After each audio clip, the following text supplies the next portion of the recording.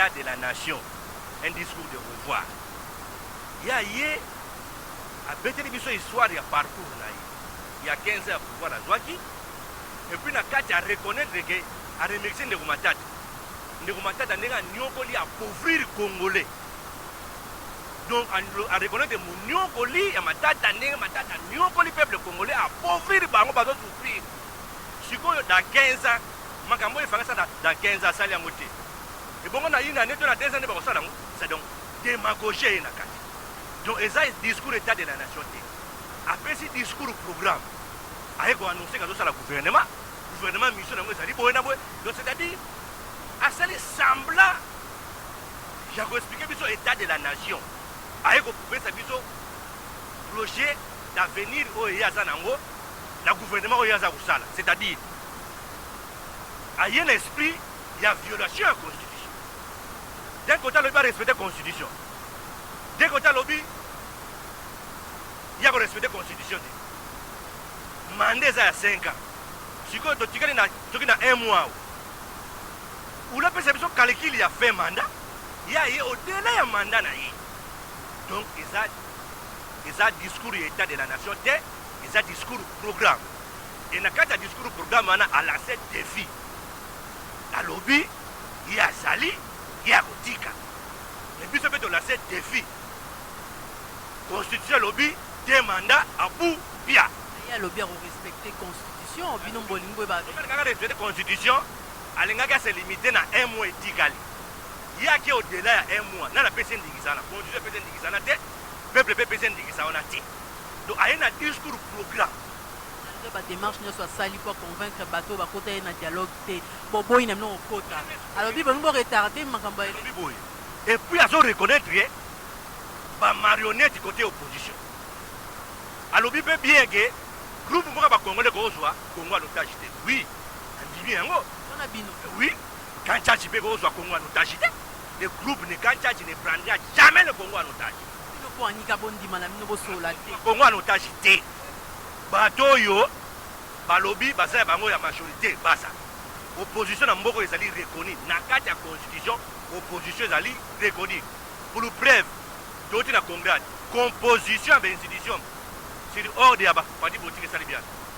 Au moins l'opposition a représenté à dit, si vous posez ba hybride, posez ba marionnette, allié place ya opposant aussi. Na émission défi oyoyo, toko kende na motina.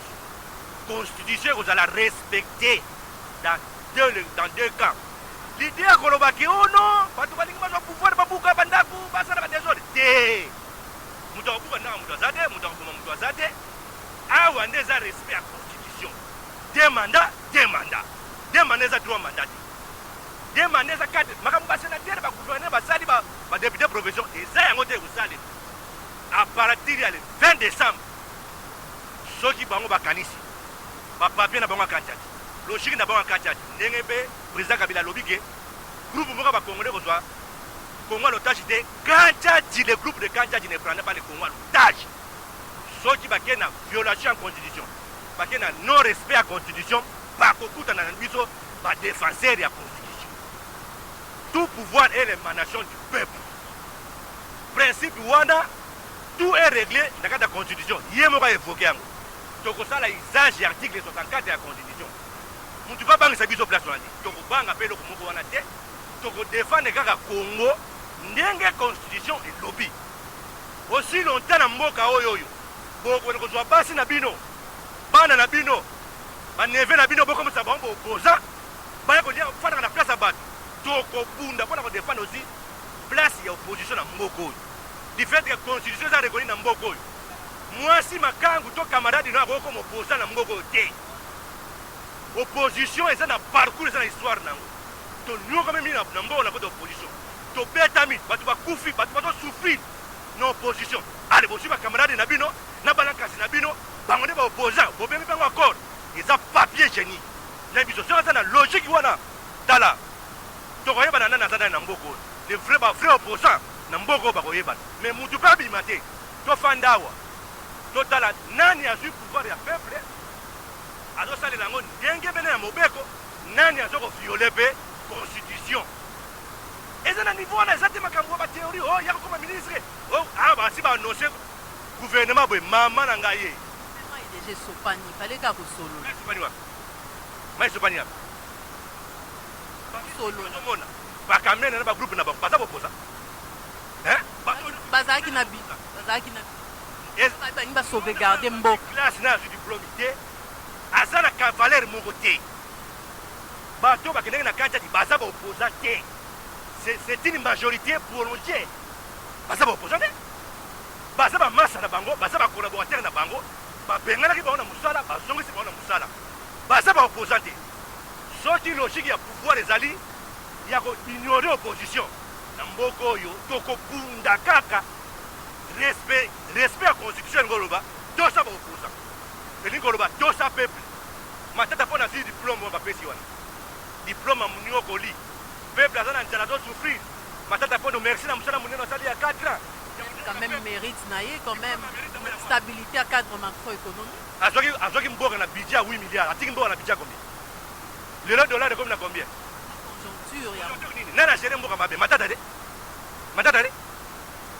bato babomi mboka bapesi bango mérite siko bato bazodefendre démocratie na Congo soki lelo démocratie ezali na Congo soki lelo ndeko Kabila aza président ya république eza accord cadre ezali accord global inclusif biso nde totiaki na mokili olandi ya bapeuple mbaponi soki opposition ebundaki na mboka oyo te afunde ndenge ekota na mboka oyo te olandi musa ayaki awa akotaki mpo biso tondimaki mpo biso tobundaki donc mosala biso tosali na mboka ya kodefendre démocratie ekomi joue bakomisa bato baministre bakomisa bato bapremier ministre bitumba combat politique na mboka ekosilaki mpe ekoya mpe na mboka te aussi longtemps opposition et puis peuple aza respecté te na régime oyo sambla badiscours tolembi awa peuple aza na besoin kovivre kimia na sécurité en paix donc biloko to balobi awa eza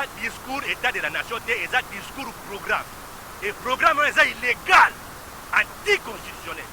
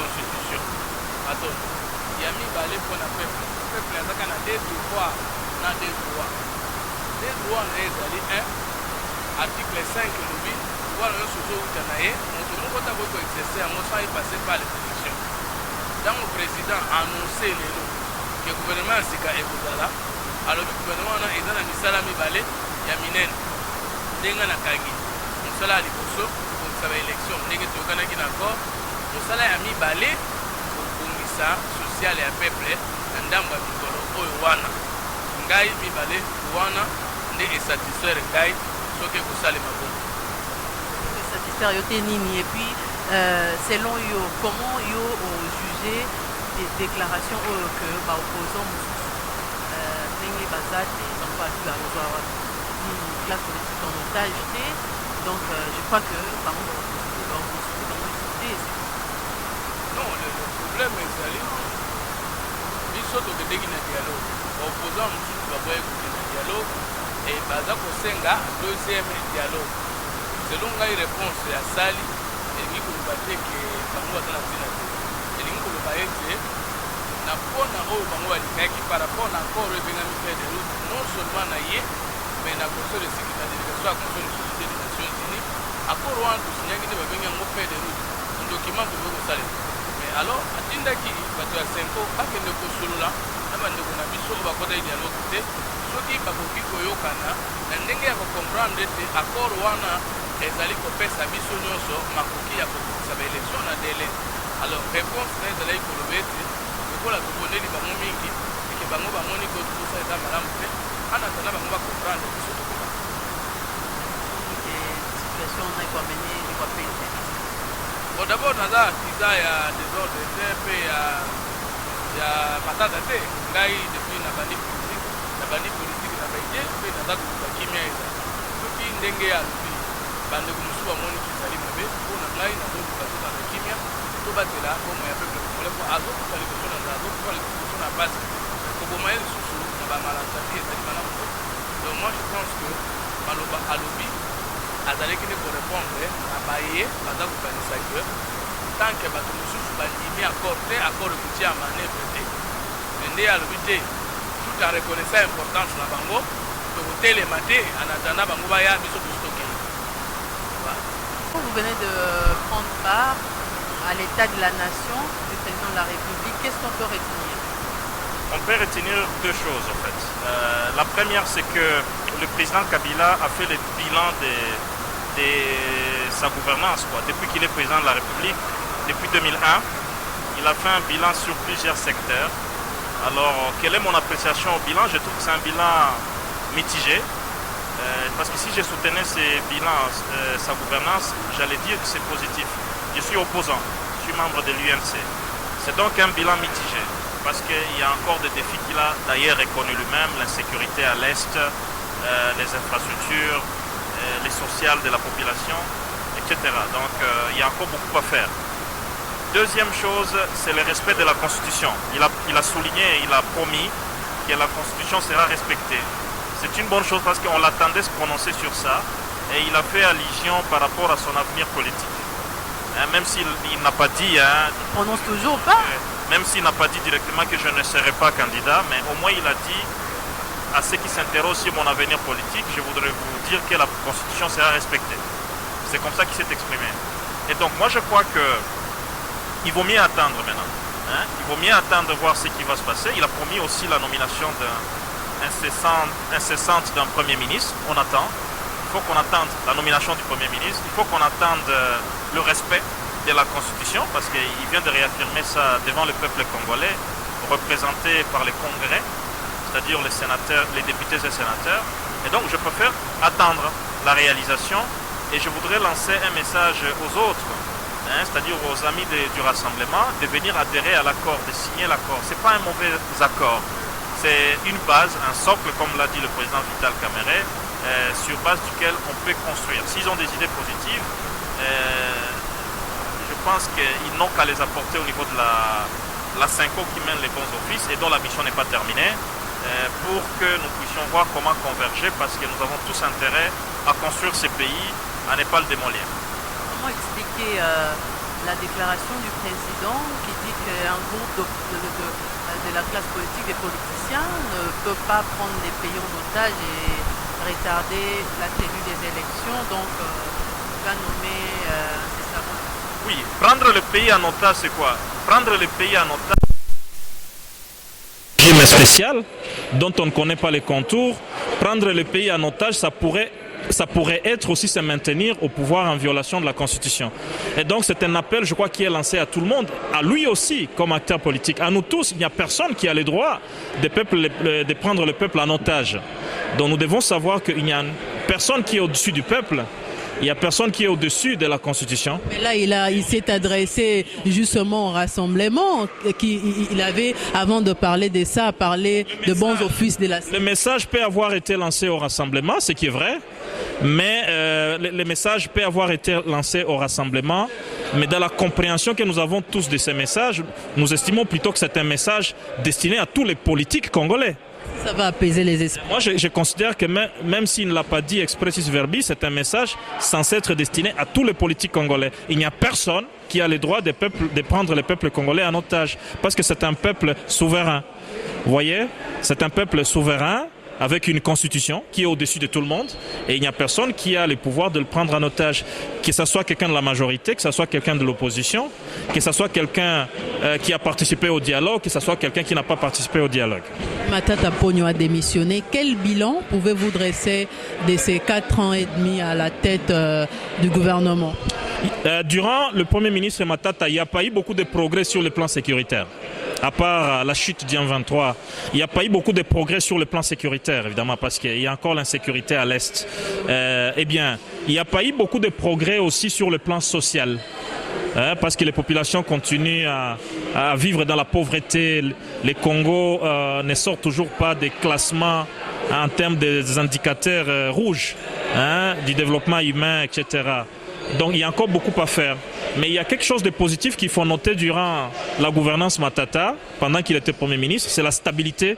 Il y a eu quand même la stabilité du franc congolais sur les marchés pendant une certaine période, même si actuellement il y a des préoccupations sérieuses en termes de dégringolade du franc congolais par rapport au dollar, et en termes du fait que l'économie congolaise semble chanceler par rapport, ça chancelle d'ailleurs, parce que le budget qui a été présenté à l'Assemblée autour de 5 milliards de dollars, ça montre qu'il y a des problèmes. Donc il y a les points positifs qu'il faut souligner, c'est peut-être la stabilité des cadres macroéconomiques sur une certaine période, la stabilité du franc congolais, lutte contre l'inflation durant une certaine période, mais il y a des choses qu'il faut dire clairement n'ont pas été réalisées durant la gouvernance de Matata comme Premier ministre. Il y a l'insécurité, la question sécuritaire qui n'a pas été prise comme ça devrait l'être. Il y a la question du social des populations, que ce soit partout, que ce soit dans nos circonscriptions à l'Est, que ce soit partout au centre du pays. Partout, il y a des préoccupations. L'emploi des jeunes, la santé. Il n'y a pas un système de couverture médicale, il n'y a pas une assurance santé pour les Congolais. Alors il y a beaucoup de choses à faire. Raison pour laquelle le nouveau gouvernement qui arrive, ça sera un gouvernement confronté aux défis. Le président de la République l'a d'ailleurs appelé. Attendre alors des élections. C'est la toute première priorité. C'est vrai que tout gouvernement est censé tout faire. Ça c'est vrai. Mais il faut être réaliste. Il faut être réaliste. Il y a des choses qu'on peut réaliser dans une année et demie, et des choses qu'on ne peut pas réaliser dans une année et demie. Il faut être réaliste. Mais l'obligation des résultats auxquels ça signera les prochains gouvernements sera d'organiser des élections, de conduire le peuple congolais aux élections. C'est une obligation de résultats. Mais par rapport au temps imparti à ces gouvernements, il y a des choses qu'il est difficile, comme je l'ai dit, de réaliser en une année et demie. Mais il y a des choses qu'on peut réaliser en une année et demie. Il y a des fondamentaux qu'on peut poser et qui peut-être plus tard pourraient être bénéfiques pour le prochain gouvernement issu des urnes. Et donc, il y a des choses que ces gouvernements devront réaliser. Et nous allons nous y employer pour suivre la question, au sein ou en dehors de ces gouvernements, parce qu'il y a deux possibilités pour que ce gouvernement soit quelque chose qui nous aide finalement à aller vers les élections et qui n'oublie pas des questions comme les sociales et même la sécurité à l'Est, parce que dans un environnement insécure, ça va être difficile de réaliser le reste. Alors, le président Vital Kamerhe est pressenti Premier ministre. Est-ce que ça sera vraiment possible de réaliser tous ces défis-là? Raison pour laquelle je venais de recadrer, il faut être réaliste. Dans les attentes qu'on a du futur gouvernement, il faut aussi être réaliste, parce que c'est question du temps aussi. Ouais, le gouvernement pour une année et demie, ça va être difficile que ce gouvernement réalise. C'est qu'un gouvernement qui a fait combien ? Il a fait, je crois... Oui, Matata, il faut savoir. Ça va être difficile, il ne faut pas comparer. Comparaison n'est pas raison. Mais il y a des choses qu'il devra absolument réaliser. C'est-à-dire mobiliser l'argent pour les élections. Il ne faudrait pas qu'on aille de glissement en glissement. Il faudrait vous pensez que vous allez... Il ne faudrait pas qu'on arrive en avril 2018 sans élection. Donc il faut qu'on mobilise l'argent. Si on a reproché au gouvernement Matata de n'avoir pas mobilisé l'argent, eh bien, les gouvernements et toutes les institutions devront travailler pour mobiliser l'argent pour les élections. C'est une priorité pour mobiliser l'argent pour les élections, mais aussi il faut montrer des signes de bonne volonté qu'on s'occupe du social des Congolais. Il faut montrer des signes de bonne volonté qu'on s'attaque à la question sécuritaire. Mais il faut rester réaliste parce que dans une année et demie, ça va être difficile de construire des pyramides. Mais il y a des choses qui peuvent être faites vraiment dans une année et demie. Il faut le dire. Raison pour laquelle nous souhaitons bonne chance à ces gouvernements et le soutien des Congolais pour que ça se passe, pour que nous arrivions à l'alternance pacifique. C'est dont le Congo a besoin. Pourquoi? Parce que nous venons de loin. Un pays qui a connu des pillages, des guerres, eh bien, il faut faire très attention parce que nous négocions un virage assez difficile pour que les processus électoraux atterrissent pacifiquement et que ce Congo soit fort comme sa destinée nous pousse à croire. Je vous remercie.